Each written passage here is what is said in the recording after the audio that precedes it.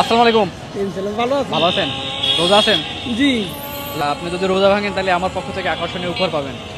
আল্লাহ আল্লাহ, আপনি আসলে আপনার ভাই কোন জায়গায় সেটা কেন আমার বাসায় এই ক্যাম্পাসের মধ্যে থাকে। থাকলো আপনার একটা ভালো ছাত্রের মুখে দিয়ে কেন এই কথা আসলো বলেন?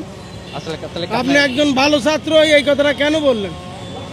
জি, রোজা রাখছেন কেন তাহলে? হ্যাঁ, রোজা রাখছেন কেন? তো রোজা রাখছি তো আল্লাহর ভয়ে, আল্লাহর হুকুম। আচ্ছা আচ্ছা, আমি আপনার সাথে একটু মজা করলাম আর কি। আলহামদুলিল্লাহ। ইমানটা আসলে কেমন? আমাদের ইমান আসলে অনেক হালকা। আমি টাকা লাগবে না, আপনার নেন। না না, আমি আপনার ইফতার দিয়ে গেলাম। না না না না, এইটা আপনি খুশি হয়ে দিয়েছি। এইটি আপনি এটা দিয়ে সেরে খাবেন, খুশি হয়ে দিলাম।